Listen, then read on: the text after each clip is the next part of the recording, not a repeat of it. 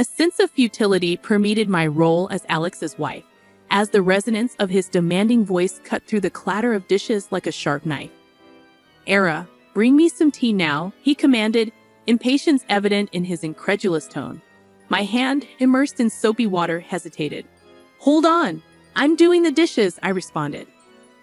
His disdainful interruption came swiftly. "Stop that and bring me the tea quickly. Can't you follow simple orders?" I started to explain, only to be met with a harsh verdict. "What a useless wife you are. Make me some sweet coffee, please." Mrs. Whitmore, my mother-in-law, voiced her opinion from the living room, devouring a slice of cake taken from the fridge, her eyes gleaming with malice. A sigh escaped me as I glanced at the towering pile of dishes. "There are so many. Leave them for later. Just do what we say, useless wife." Alex's voice lashed out like a whip, each word stinging. I, Era, a 28-year-old working mother, found myself ensnared in a life that resembled more of a prison than a home. Married at 23, my hope for love and companionship had given way to the overbearing presence of Alex and his demanding mother. Our 4-year-old son remained the sole source of joy in my bleak world. Living in Alex's parents' house, a decision forced upon me after my father-in-law's passing, felt like a perpetual struggle. Initially sympathizing with Mrs. Whitmore's supposed grief, it soon became apparent that I was nothing more than a pawn in her cruel game of domestic tyranny. Cooking, cleaning, working, my efforts were never enough. Meals were either left untouched or criticized harshly. "The stir-fry is so half-hearted," Mrs. Whitmore would scoff. "I'm busy and can only make simple things," I'd respond, attempting to keep my voice steady. "That's why I hate backtalk from a daughter-in-law," she'd snap. Their cruelty escalated over time, shifting from harsh words to a chilling silence, ignoring me entirely as if I were a ghost haunting my own home. 5 suffocating years passed, and as Alex and I turned 35 and 33 respectively, the oppressive atmosphere remained unchanged. My mother-in-law, now 63, seemed to thrive on my misery. One evening, as I trudged home from work, a heavy realization settled over me. My existence seemed pointless in their eyes, a shadow unseen and unheard. The only voice that acknowledged me was that of my son, and the thought of losing even that small recognition became unbearable as I returned home. I initiated the cooking process immediately, attempting to push away the gloom that had settled in. I prepared mapo tofu, fried chicken, and a stir-fry with bell peppers and pork, hoping to infuse some semblance of normalcy into our dinner. "Bring me the mayo," Alex abruptly commanded, breaking his long silence. "Sure, here you are," I replied, handing him the mayonnaise. His first words to me in ages were not of gratitude or conversation, but a mere order. It proved to be the final straw, the breaking point of my patience and tolerance. The evening took a turn for the worse when Mrs. Whitmore demanded, "Clean the toilet." "What now?" I gasped. "Yes, now," she insisted, her voice dripping with venom. Unable to contain my frustration, I snapped back. "Don't say such a thing while we're eating. It's nasty, just like your heart," she hissed. Our argument escalated quickly, with Alex interjecting, demanding I apologize to his mother. However, I refused, standing my ground for the first time in years. The conflict reached its peak, and in that moment, a decision crystallized within me. I needed to escape this toxic environment, not just for my sake, but for my son's as well. Retreating to my room, my resolve hardened. I downloaded divorce papers, filled them out, and slammed them in front of Alex. His shock was palpable, but I felt nothing but a cold determination. "I'm filing these," I declared, my voice steady. Facing my husband's bewildered expression, I realized I had finally stepped out of the shadows. It was time to reclaim my life. The days following my declaration of divorce were a whirlwind of cold glares and biting remarks. However, amidst this storm, I found an unfamiliar sense of liberation. One evening, as I served dinner, Mrs. Whitmore looked at the meal with disdain. "You call this food? Even a child cooks better," she remarked. Biting my tongue, I focused on my son's smiling face And Alex chimed in sarcastically, "Oh, playing the perfect mother now, are we? What a joke." I sensed the anger simmering within me, yet I maintained my composure. "I'm just trying to make a nice dinner for our son," I stated calmly. Mrs. Whitmore snorted dismissively, saying, "Don't act high and mighty. You're just a burden in this house." The tension at the table became palpable, with Alex's attempts to belittle me only intensifying.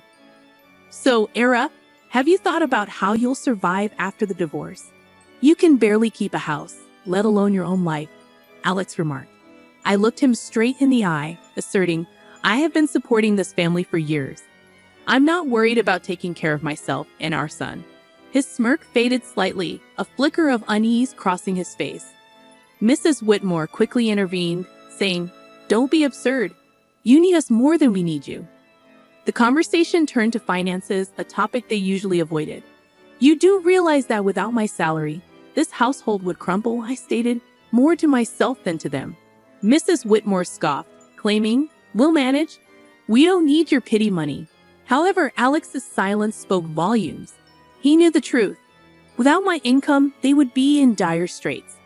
In the following days, their behavior became increasingly erratic. Mrs. Whitmore oscillated between trying to sweet-talk me into staying and hurling insults when I didn't comply. Alex, on the other hand, seemed lost, his arrogant facade crumbling as the reality of his financial dependence became undeniable. One afternoon, I overheard a conversation between them that chilled me to the bone. "She can't leave us like this," Alex hissed. "We need her money." Mrs. Whitmore's reply was cold and calculated. "Don't worry. I have a plan. We'll make her life so miserable she won't dare to leave." Hearing their true intentions laid bare was a revelation. They didn't care about me or our son. It was all about control and money. That night, as I lay in bed, a plan began to form in my mind. If they wanted a battle, I would give them one, but it wouldn't be fought with words or petty arguments. I would get them where it hurt the most: their pride and their pockets. The next morning, I started putting my plan into action. I contacted a lawyer, a sharp and renowned woman. "I want a divorce, and I want to make sure they don't get a penny more than they deserve," I told her. She nodded, her eyes glinting with determination. "We'll make sure of that. You've been the sole breadwinner, right? We'll use that." As the days passed, my resolve only grew stronger. I embarked on the task of documenting everything: the insults, the financial manipulation, even the smallest grievances. It was time to turn the tables, time for them to face the consequences of their actions. As I built my case, a sense of empowerment filled me. For the first time in years, I felt like I was in control of my own destiny. The shadows of discontent were slowly lifting, and in their place, a new dawn was emerging. As the divorce proceedings began, the atmosphere in the house grew increasingly toxic. Yet with each passing day, my sense of fear diminished, replaced by a steely resolve. One evening, Mrs. Whitmore tried a different tactic. "Alara, dear, why don't we forget all this nasty business? You know we're family," her words dripped with insincerity. I met her gaze unwaveringly. "Family doesn't treat each other the way you've treated me," I responded. Alex, who had been quietly observing, scoffed. "Oh, playing the victim now. You're not as innocent as you pretend to be." I felt a surge of anger but kept my voice calm. "I'm not playing anything, Alex. I'm just no longer willing to be your scapegoat." The conversation turned, as it often did, to finances. "You think you can just take our son and leave? How will you support him?" Alex challenged. I smiled, a small, confident curve of my lips. "I've been supporting this family for years. I think I can manage." Mrs. Whitmore's expression twisted into a sneer. "You're nothing without us. You'll come crawling back." Their words no longer held power over me. I knew my worth, and I knew the truth. The next day, I met with my lawyer again. She laid out the strategy clearly. "We'll expose their financial dependency on you. It will play a crucial role in the custody battle and the division of assets." I nodded, feeling a sense of vindication. The law was on my side, and I was ready to fight back. At home, the tension reached a boiling point. Mrs. Whitmore's attempts to undermine me became more desperate. "You think you're so smart," she spat one evening, "but you're just a cold-hearted woman abandoning your family." I looked her straight in the eyes. "No, I'm a woman who's finally standing up for herself." "I'm done," I declared. Alex jumped in, his voice laced with venom. "You'll regret this. You can't survive without me." However, his threats fell on deaf ears. I was done being intimidated. As the days went by, my preparations for the court battle intensified. I gathered financial statements, recorded their abusive remarks, and collected evidence of their negligence. One afternoon, as I was organizing my documents, my son came to me. "Mom, are we going to be okay?" His voice was small, uncertain. I pulled him into a hug, feeling a surge of protectiveness. "Yes, sweetheart, we're going to be just fine. We're leaving this place, and we're going to start a new, happy life. Just you and me." His arms tightened around me, and in that moment, I knew I was making the right decision. I was fighting not just for myself, but for my son's future. The day of the court hearing loomed closer, and with it, a sense of impending freedom. I was ready to face Alex and Mrs. Whitmore, ready to end their reign of control and emotional abuse. I was determined to reclaim my life and give my son the peace and happiness he deserved. It was time for justice, and I was determined to see it served. The day of the court hearing arrived, a day I had been anticipating with a mix of dread and determination. As I sat across from Alex and Mrs. Whitmore in the courtroom, I felt a sense of surrealism. This was the moment where everything would change. The proceedings began with a cold formality. Alex's lawyer portrayed him as a devoted husband and father struggling under the weight of false accusations. Mrs. Whitmore played the part of the grieving mother-in-law wronged by an ungrateful daughter-in-law. However, their performance was transparent, their lies brittle. When my turn came, I spoke clearly, my voice steady. "I have been the sole provider for this family for years. My husband's employment and his mother's manipulation have been constant sources of strain." Alex interjected, his voice laced with false hurt. "Alara, how can you say these things? I've always supported you." I turned to him, my gaze unwavering. "Support is more than just words, Alex.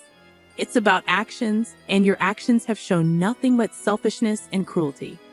The judge listened intently as I presented my evidence: financial statements, recordings of their verbal abuse, and testimonies from neighbors who had witnessed their behavior. The truth was undeniable, and as the evidence mounted, Alex's facade began to crumble.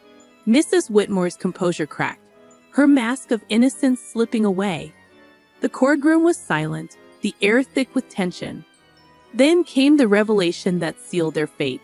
My lawyer presented photographs and documents proving Alex's infidelity and Mrs. Whitmore's illicit affair with a wealthy neighbor, Mr. Harwood. The courtroom erupted in murmurs as the images were displayed, showing them in compromising positions. Their deception was laid bare for all to see. Alex's face turned ashen, his eyes wide with shock. Mrs. Whitmore's expression twisted into one of fury, her hands trembling. "You invaded our privacy," Mrs. Whitmore shrieked, her voice shrill. I looked at her, my voice calm but firm. "No, I exposed the truth, a truth that you both have been hiding for too long." The judge called for order, but the damage was done. Their credibility was shattered, their lies exposed in the harsh light of the courtroom. As the hearing came to a close, the judge's verdict was clear. I was granted full custody of our son, and a fair division of assets was ordered. Alex and Mrs. Whitmore were left with little more than their shattered reputations. Walking out of the courtroom, I felt a weight lift off my shoulders.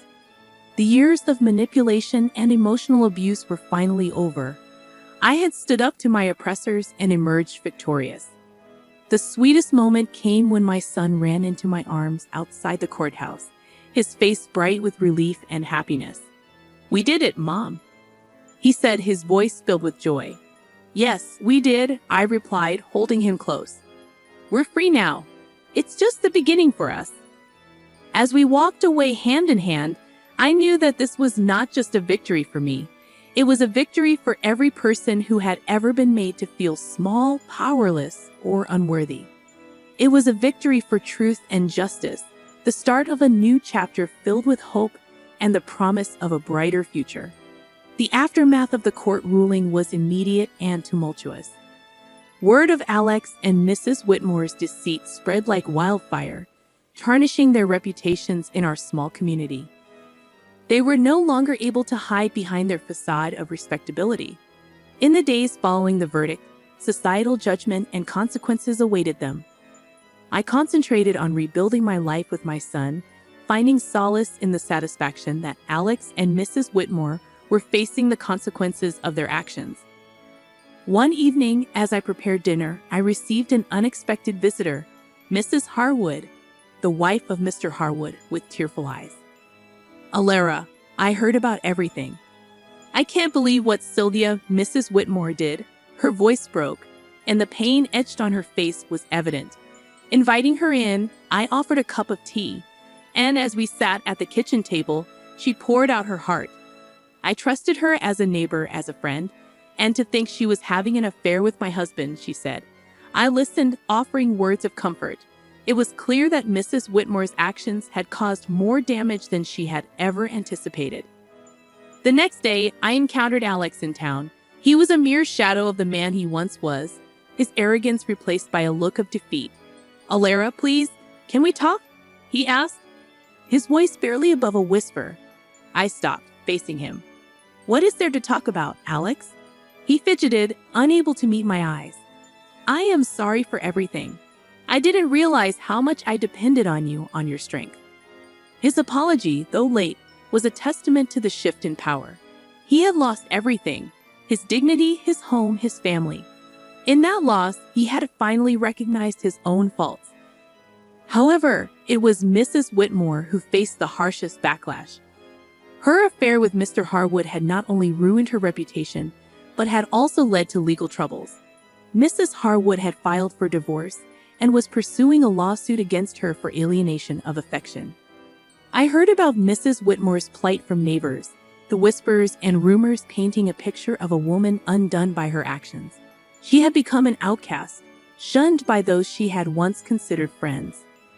One afternoon at the grocery store, our paths crossed, and for a moment, our eyes met. The look of resentment and defeat in her eyes was unmistakable. "You did this to me," she hissed under her breath as she passed by. I watched her go, feeling a mix of pity and vindication. "No, Sylvia, you did this to yourself," I whispered to myself. The tides of justice had turned, and the consequences of their actions were now inescapable. Alex and Mrs. Whitmore were living the life they had crafted through years of deceit and manipulation, and as I watched them struggle with the aftermath, I knew that the best revenge was living well, free from their toxic influence. Turning my focus back to my son and our new life, I realized that this was not just a story of revenge. It was a story of liberation. It was about breaking free from the chains of abuse and control. As I looked to the future, I knew that the best was yet to come.